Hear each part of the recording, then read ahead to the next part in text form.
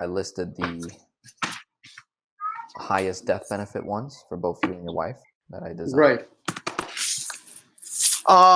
Yeah, I did not know we were going to talk about that today, but give me a second. Let me go down to my other computer. All right, so just to do a little recap here again, we've got I put your income, the 9,648 number, our expenses, what we last covered on the spreadsheet, our cash flow, our debt, it's our HELOC, second position, and then we've got our 2 convertible term policies that I sent to you, but I pretty much put the highest death benefit one here on the board just so that we can see what the most expensive ones are. Okay. Pretty much. And then over here, I have the strategy that we've been talking about with the community group that you're in, where you deposit money in to this community, and then they group that money together. Everyone gets their turn at the pot every single month, right? And so the idea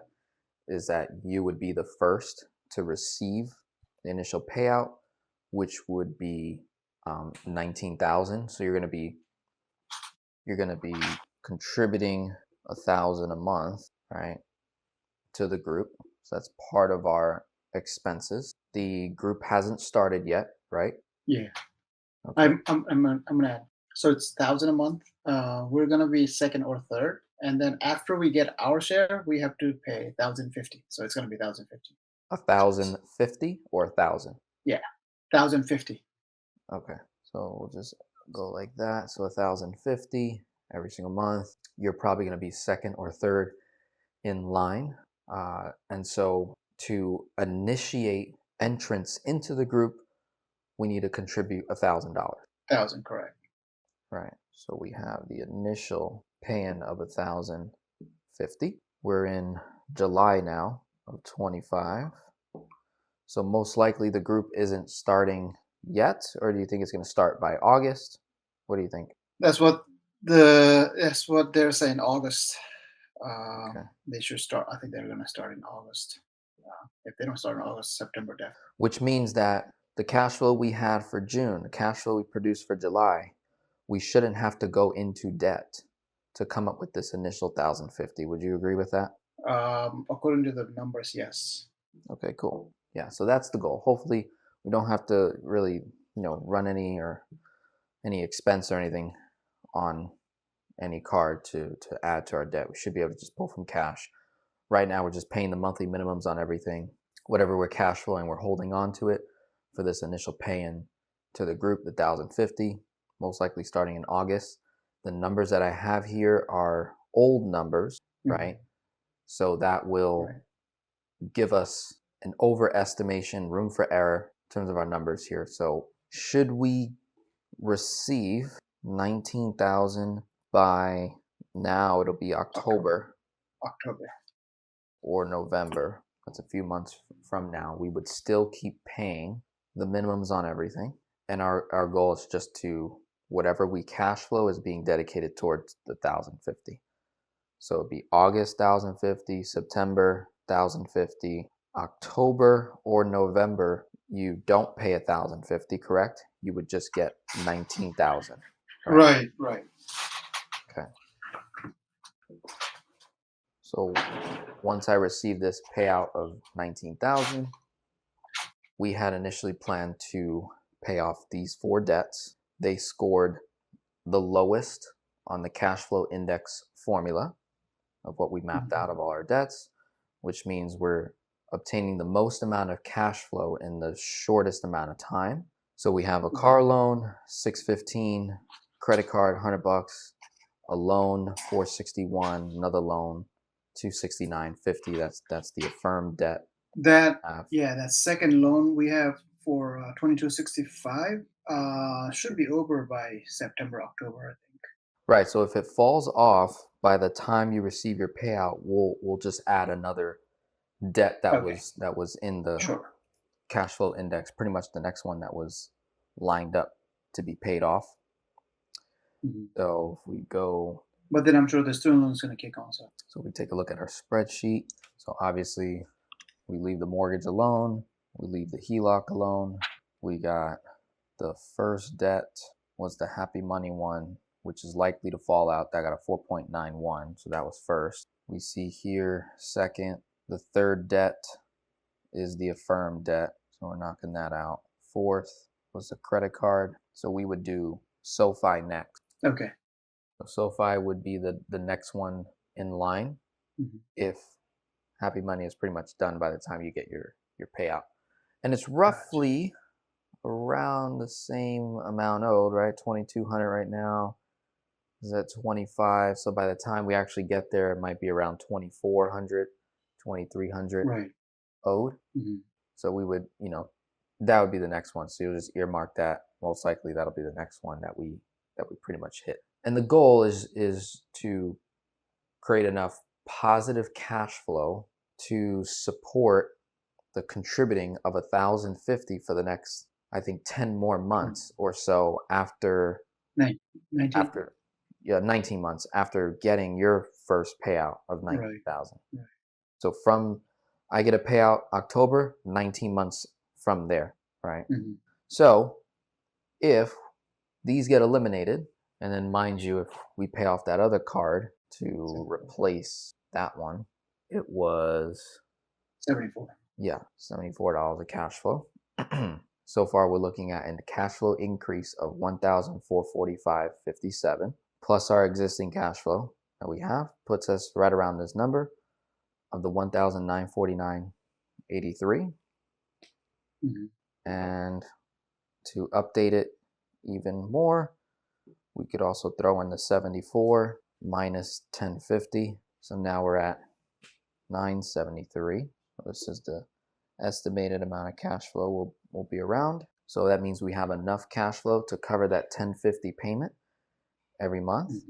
And we're still positive $900 plus. On the low end 950, on the higher end 973, maybe a little more. And then if we were to put life insurance in place on both you and wife starting, if we got the best health ratings, we're looking at around these premiums of 91.80 and 34.85. So I tallied that up. That was 126. So now we're around a net estimated cash flow of about $823.18. So we're still positive cash flow, pretty healthy, and we're protecting ourselves with insurance, life insurance, living benefits, right? In case anything happens to us, that whole debt gets wiped out, and it doesn't put a major hit to our monthly cash flow moving forward. And then the long-term strategy with these two policies would be to convert to whole life.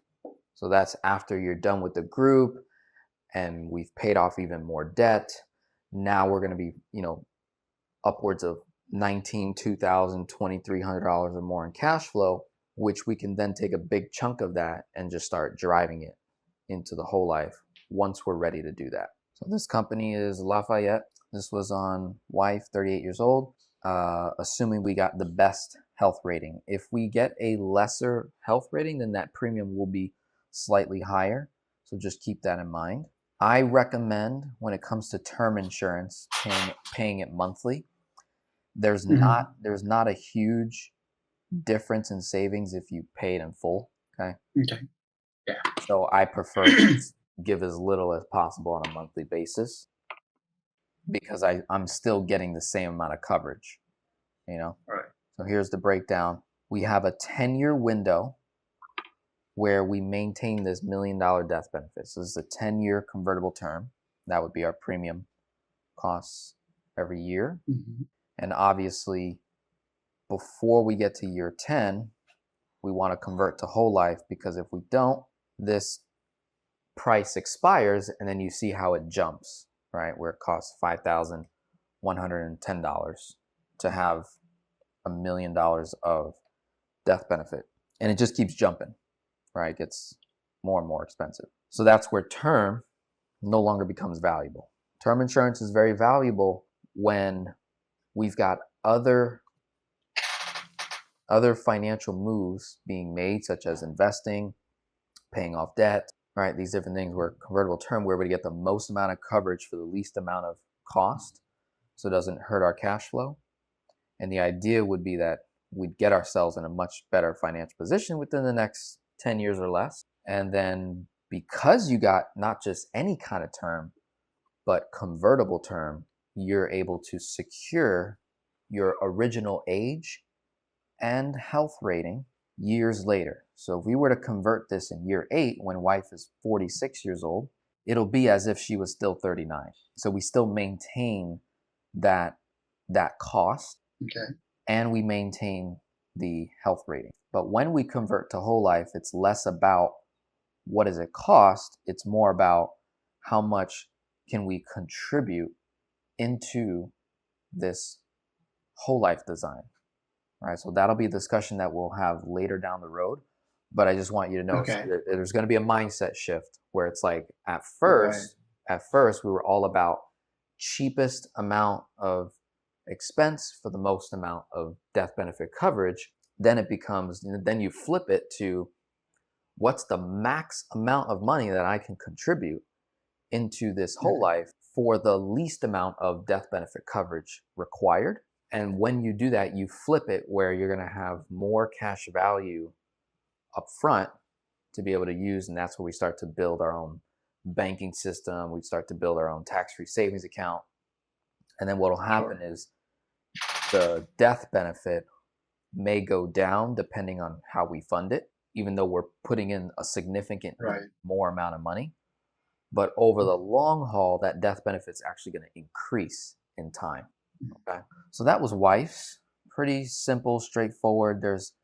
There's a lot of The other living benefits that once we actually put the application through, go through underwriting, all that good stuff, we will see a entire layout of all the additional living benefits that come with this policy. There's chronic, terminal, accelerated death benefit riders that are on here in the event that you don't pass away initially, but God forbid we get some sort of chronic or terminal illness, and now we have an unknown amount of time to live.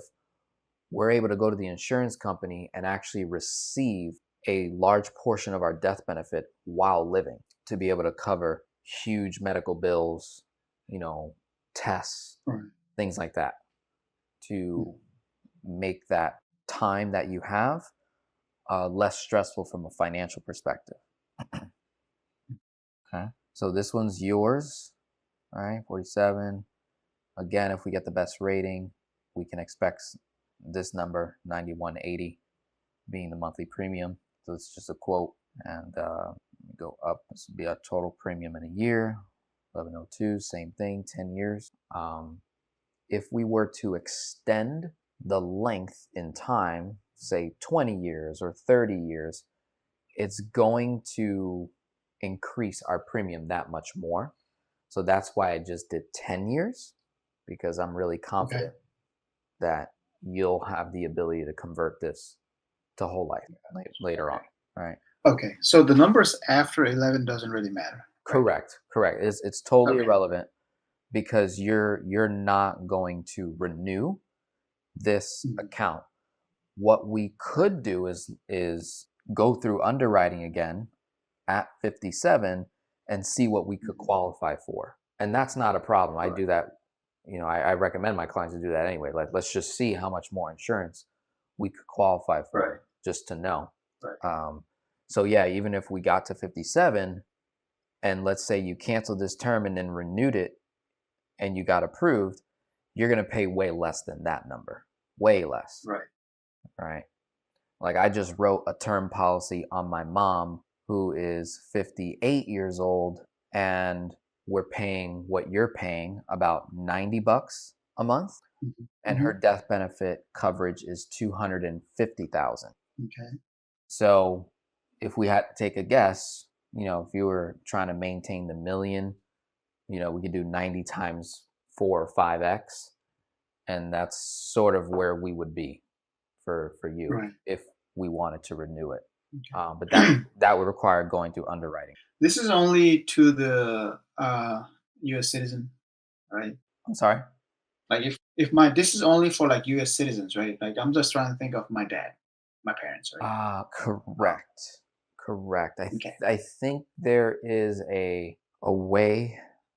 I can look into it. I'm not entirely sure, but I do believe you have to be a Right. U.S. citizen, if I'm not mistaken. Okay. I don't think it matters at their age. They're 73, 73 and 74, I think. So no, I At don't know. 73, 74, Yeah. we can look into an annuity. That might be a better Hmm. product, depending on how much capital parents have. But that could be Hmm. something we can look into, at a later time. Right. No, sorry, they're not here. They're in U. They moved to UK anyways, Ah, okay, okay, got it. because of all the scenarios that Yeah, okay. um So that's okay. nice Well, little. this is good to know, because I was looking at this and I kind of got confused. I was like, oh, well, so are we? So my understanding was, I thought we were converting to whole life at age 49 or 10 years later.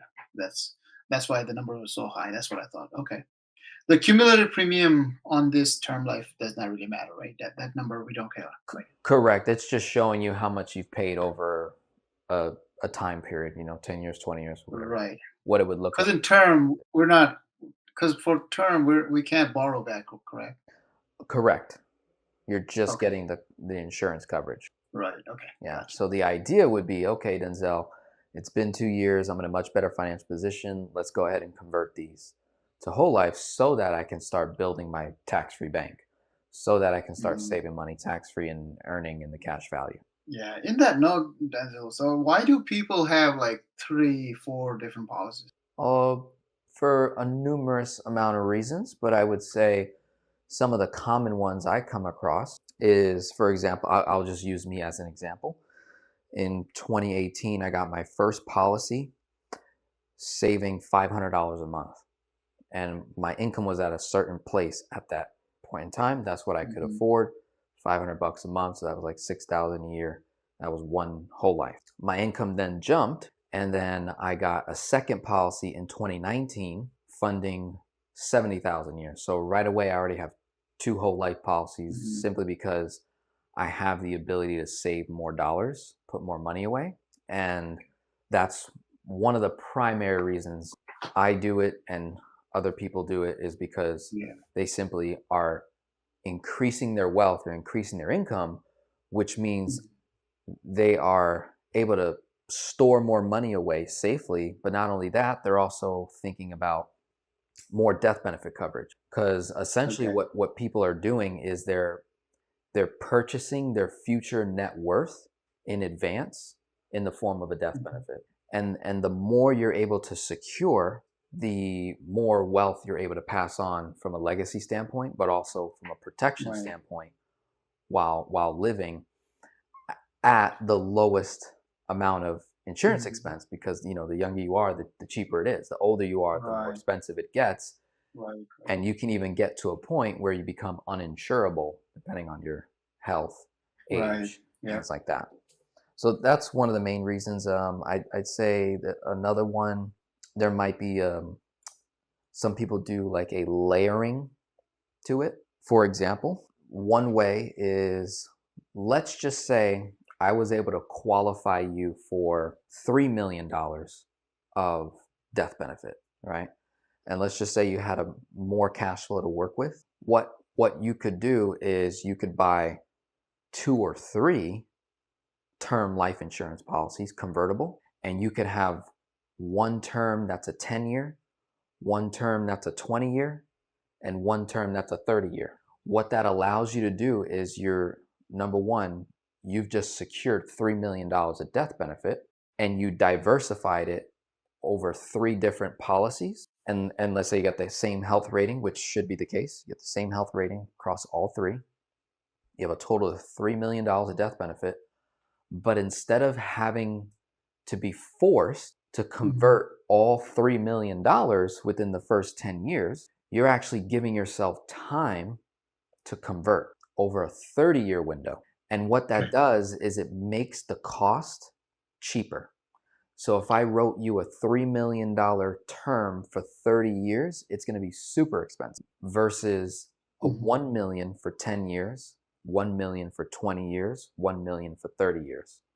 It's going to be Okay. cheaper than the 1 million term for 30 years. That makes Right. sense? Right. Yeah. So Yeah. that's Okay. another reason Okay. why some people do that, because they're like, can I afford this? Number one, do I have the cash flow? And what's the most efficient way to secure my future net worth today for the least amount? Right. And then I'm basically giving myself 30 years to go work, produce, accumulate more wealth, increase my income. And then Mhm. in stages, I can start to convert these 3-term policies. So it's a very smart strategy, no doubt at all. Right. It makes a ton of I was sense, just yeah. for Okay. Yeah, I was just thinking in the sense of, okay, could you have been able to I guess convert just like how from term to whole life, just from let's say $100 a month to $200 a month, or on the same policy. I guess you could. say that question one more time. So let's say you're paying $100 a month on the whole life policy, uh, Okay. but you're able to could you pay $200 a month? Yes, you could, depending on how the whole life is designed, right? Okay. So let's just say out the gate, you're paying for a whole life at Right. $100 a month, so that's $1,200 a year, depending on what your base premium is and the death benefit and how we design it.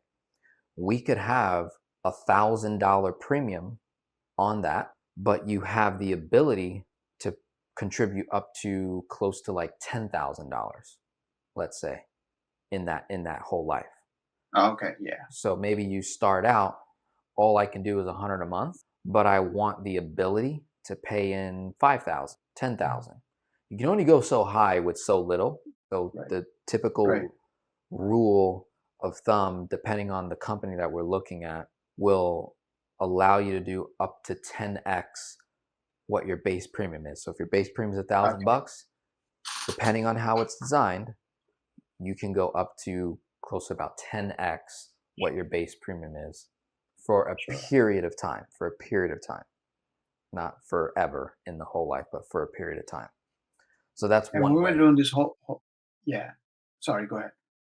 Yeah, so that's just one way. And you could say, okay, the drawback of that $100 a month premium is you're going to have a very low death benefit. So you may not have enough life insurance coverage in most cases if you're, instead of doing 91, say, call it $100 a month to term, and you said, just give me a whole life at $100 a month, your death benefit's going to be extremely low, right? Maybe like a Gotcha. 100,000, if that, Right. something like that. So it's going to be much lower, and it just wouldn't be wise, right? That's not something that I would Right. advise people to do.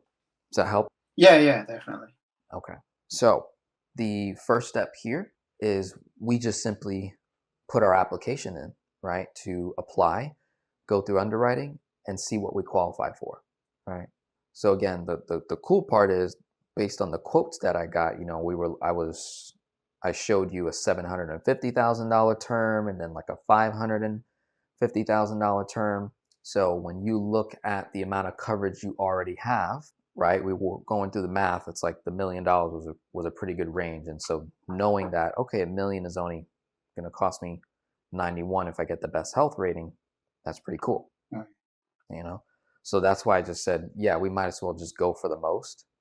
And then if it comes back that you get like a standard rating, then we could just easily drop the death benefit amount to whatever we want it to be. If we want it to be $90, $75, whatever we want our commitment to be, we can tweak it. Any questions on that? No, no.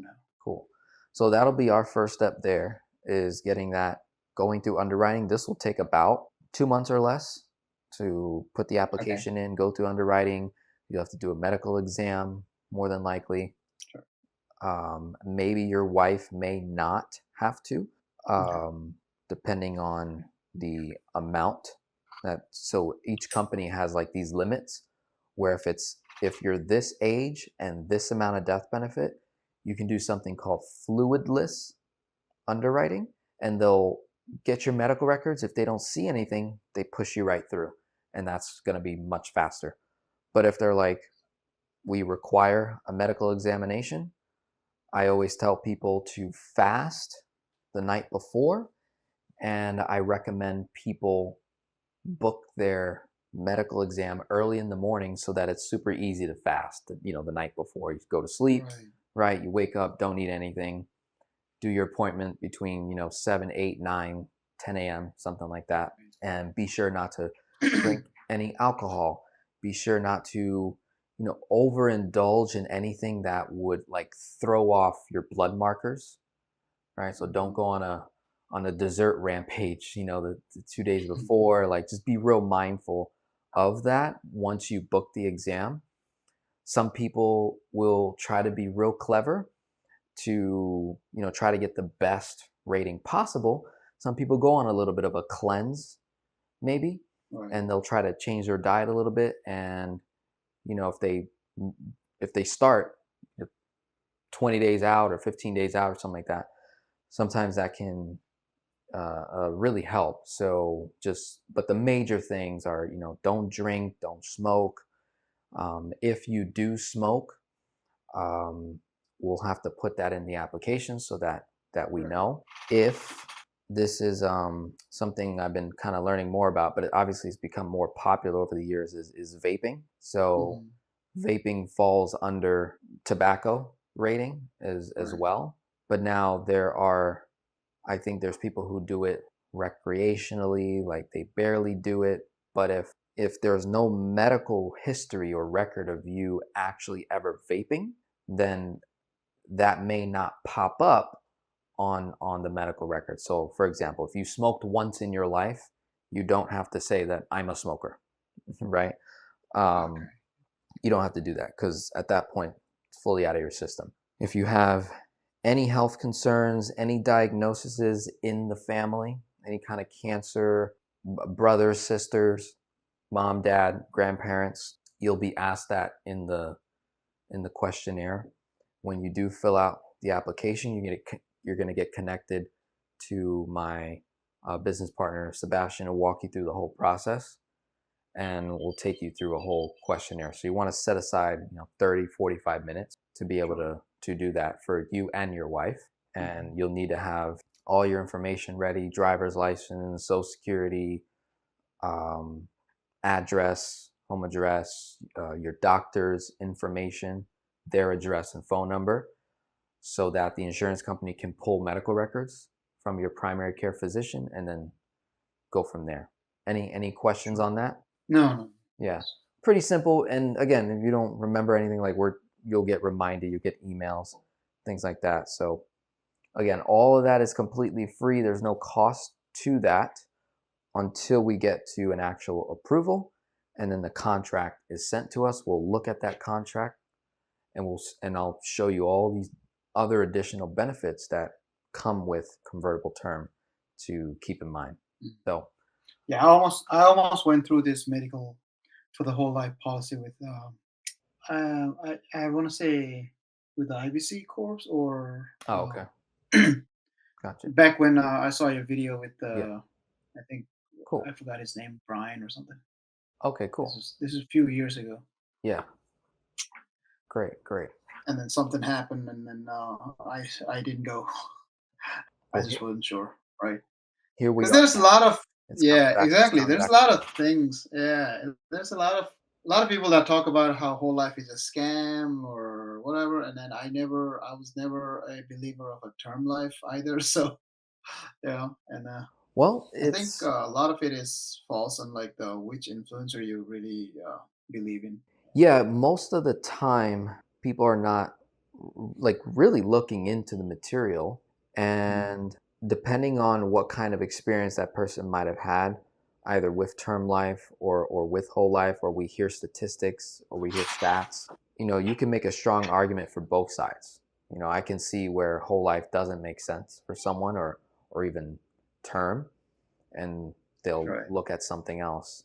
But to say it is a scam is really just the wrong word to be Yeah. using, because it's a real product. It It's provides a tangible service to it. So it's a matter of, was the product sold correctly to that right. individual, and that's where you get the gray area for sure. There's people who sell term the wrong way. There's people who sell whole life the wrong way.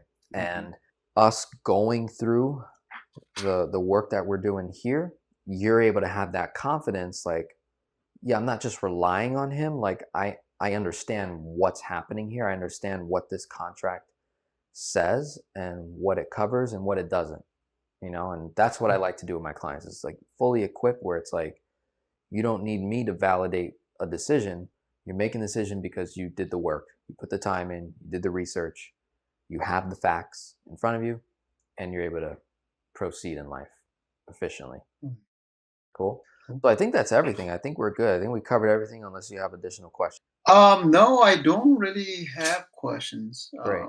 Is I know the cash flow where I see 514, but I'm not seeing it right now. So I don't know where. I feel like the expenses is a little bit much for us right now because just because we're not tracking it, both me and my wife, and so we're just shopping through Amazon and wherever else with our eyes closed. Mhm. Um, and that's where I feel like that's where the majority of our expenses going. As Well, far as the again, bills and so stuff goes, that's yeah. again, that's just a simple matter of just really being intentional and doing our Mhm. best to avoid waste. So really look at where are we wasting money that we don't have to be wasting money. Maybe really intentional that way. And then again, the backup is okay, if we end up not having enough of the 1,050, we're gonna essentially pull it from debt, right? By Right. by running expenses on a card a little bit longer, and then that cash flow difference you put towards Right. the group. Right. And then once we get through this season, everything plays out the way we plan here, we're going to be in a better position. And then it's from there where we have to maintain that same lifestyle. We can't increase lifestyle. So we want to just maintain the way we're living right now, cut the fat, cut the waste. That's, Mhm. we basically have a bucket. Imagine a bucket and you've got holes in it. And all we're trying to do is just put some nice Right. duct tape to secure those Right. those holes, right? And go from there. So accountability is key. Keep booking, calls with me. Let's stay connected.